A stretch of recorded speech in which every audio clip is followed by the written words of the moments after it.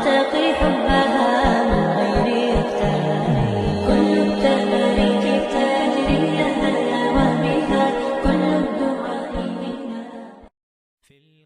Bismillahirrahmanirrahim. Apa kabar Covizen semuanya? Semoga kita selalu dalam lindungan Allah Subhanahu wa taala. Covizen semuanya, kisah yang akan saya sampaikan ini sebuah kisah. Saya ambil dari sebuah channel namanya Tafsir Mimpi di dalam Islam. Ini channel luar negeri tapi pakai judul bahasa Indonesia dan banyak juga video-videonya menggunakan judul bahasa Indonesia. Video-videonya dia juga sudah pakai subtitle bahasa Indonesia. Kalau antum mau nonton channelnya beliau, ya sudah ada subtitle bahasa Indonesianya, jadi antum bisa menikmati video-videonya dan bisa menimba ilmu juga dari sana. Insya Allah ada beberapa hikmah yang bisa kita ambil. Covizen semuanya, kisah ini datang dari seorang bernama Huda. Kalau nggak salah Huda ini seorang wanita dari Arab Saudi. Dia bermimpi 10 tahun lalu sebetulnya mimpi itu terjadi, tapi pada bulan Ramadan kemarin mimpi itu juga datang kembali, seolah-olah diberikan isyarat kepada Rasulullah SAW bahwa Huda harus menyampaikan kabar itu kepada orang-orang. Mimpi yang ia terima sebetulnya adalah sebuah kabar gembira yang harus dia sampaikan kepada orang-orang. Jadi begini, dikisahkan 10 tahun yang lalu, Huda itu pernah bermimpi dia berada di sebuah lapangan yang sangat luas sekali, sebuah padang yang sangat luas sekali. Kemudian dia berjalan, lalu dia menemukan sebuah tempat yang sangat indah. Di sana ada sebuah pintu yang sangat besar dan ada orang-orang yang mengantri di depannya. Dan di depan pintu itu ada seorang yang sangat rupawan yang menjaga di depan pintu, mempersilahkan satu persatu. Yang aneh adalah orang-orang yang sedang mengantri itu kebanyakan adalah wanita-wanita dan anak-anak. Kemudian ada seorang penjaga lain, dia berkata kepada Huda, wahai fulanah, silahkan engkau temui lelaki yang berdiri di depan pintu gerbang itu. Sungguh dia adalah seorang nabi, dia adalah Muhammad SAW. Maka berguncanglah hatinya Huda ini. Maka dia coba mendekati laki-laki yang sedang berdiri di depan gerbang yang sangat besar itu. Dan dia mendapati bahwa orang yang berada di depan gerbang itu memiliki ciri-ciri seperti yang digambarkan di dalam hadis tentang Rasulullah SAW, mirip 100% tanpa ada keraguan. Karena di dalam hadis Rasulullah SAW menyebutkan bahwa setan tidak mungkin bisa meniru rupa Rasulullah. Mungkin saja setan bisa mengaku di dalam mimpi itu dia adalah Rasul, tetapi untuk meniru wajah Rasulullah SAW seperti yang ada di dalam hadis itu adalah hal yang tidak akan pernah mungkin. Jadi wajah Rasulullah SAW sangat dimuliakan oleh Allah Subhanahu Wa Taala sehingga setan pun tidak bisa meniru wajah Rasulullah SAW.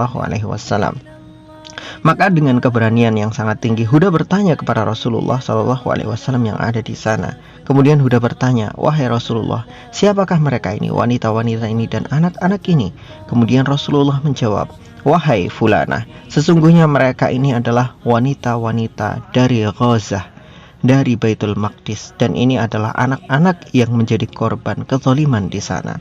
Maka mereka dipersilahkan oleh Allah Subhanahu wa taala untuk mendapatkan jaza mereka, untuk mendapatkan surga mereka, dan mereka mendapatkan balasan yang begitu indah karena kesabaran mereka.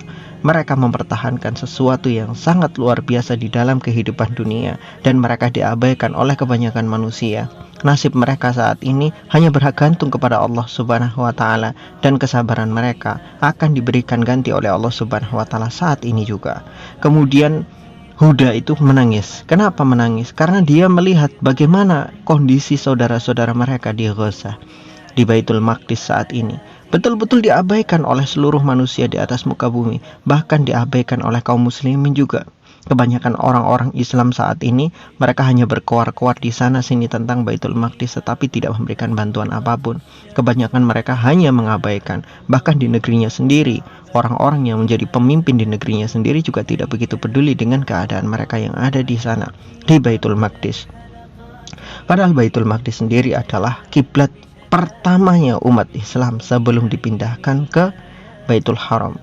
Jadi Huda bertanya kepada Rasulullah SAW dengan keindahan, wahai Rasulullah, apakah ini balasan bagi mereka atas kesabaran mereka? Rasulullah mengatakan, iya, ini adalah balasan terbaik. Di dunia mereka tidak mendapatkan apapun kecuali adalah kezaliman. Sedangkan di akhirat mereka mendapatkan segala sesuatu yang mereka lebih inginkan dari segalanya. karena mereka mendapatkan kebaikan-kebaikan dari kesabaran mereka.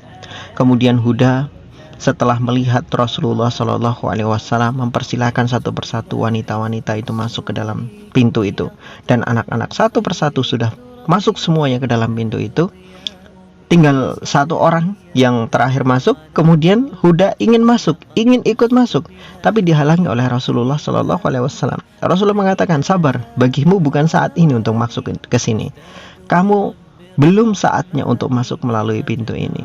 Nanti ada masanya ketika kamu akan melewati pintunya ini, tetapi tidak saat ini, tetapi tidak sekarang, kata Rasulullah Shallallahu Alaihi Wasallam. Dan pada saat itu Huda terbangun. 10 tahun yang lalu, 2014, Huda menganggap mimpi ini hanyalah sebuah bunga tidur, sebuah mimpi yang mungkin ya hanya keindahan di dalam tidurnya. Dia tidak menganggap mimpi ini adalah sesuatu yang sangat berharga kecuali hanya untuk dirinya sendiri, pengalaman spiritualnya sendiri. Bertemu dengan Rasulullah Shallallahu Alaihi Wasallam di dalam mimpi dengan wujudnya yang sangat indah luar biasa seperti di dalam hadis. Karena kalau kita mengatakan di dalam hadis Rasulullah Shallallahu Alaihi Wasallam itu disebutkan kalau kita bertemu dengan Rasulullah dengan ciri fisik seperti yang ada di dalam hadis, maka itu sudah pasti Rasulullah Shallallahu Alaihi Wasallam. Jadi nggak mungkin setan bisa meniru Rasulullah Shallallahu Alaihi Wasallam. Jadi kebahagiaan bagi Huda menemukan Rasulullah Shallallahu Alaihi Wasallam dalam mimpinya. Itu disimpan untuk dirinya sendiri, sebuah kebahagiaan bagi dirinya. Tidak dia katakan kepada orang. Tetapi tanggal 27 Ramadan kemarin, malam 27, ya malam ganjil, ini luar biasanya. Dia bermimpi lagi tentang hal yang sama, seperti kejadian yang sama. Rasulullah Shallallahu Alaihi Wasallam hadir dengan wanita-wanita, dengan anak-anak yang masuk ke pintu surga tadi itu, sama seperti 10 tahun yang lalu. Kemudian Huda itu tadi itu terbangun lagi dari mimpinya. Dan di mimpi yang kedua ini dia berkesimpulan bahwa ada pesan yang ingin Rasulullah Shallallahu Alaihi Wasallam sampaikan kepada dunia tentang keadaan orang-orang yang wafat,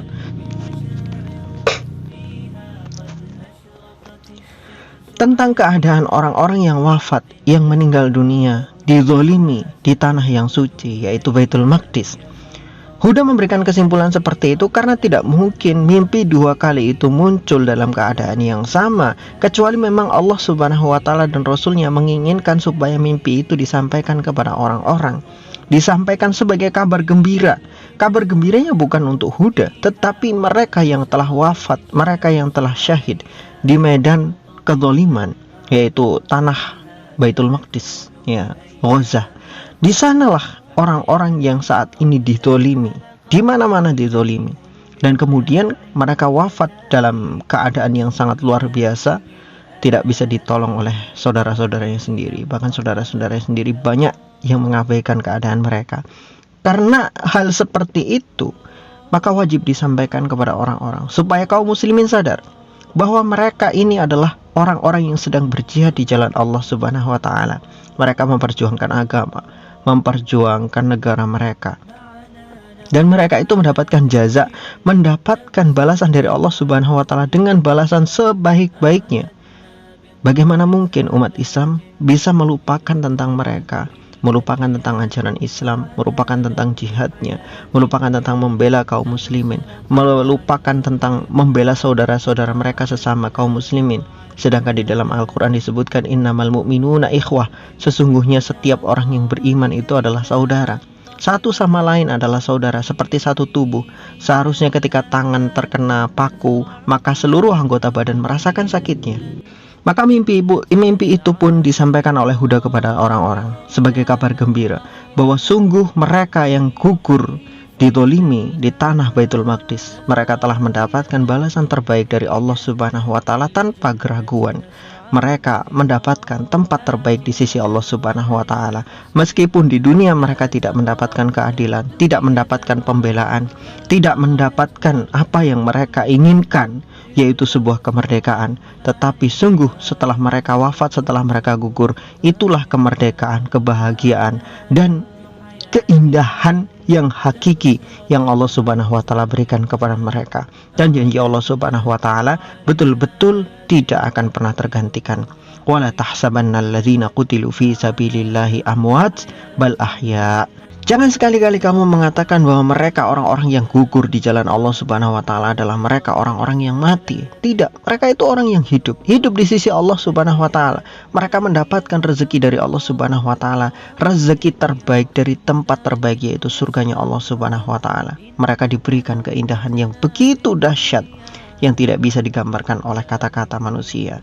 Sungguh itu adalah keadilan Allah Subhanahu wa taala. Wallahu a'lam bishawab. Semoga bermanfaat.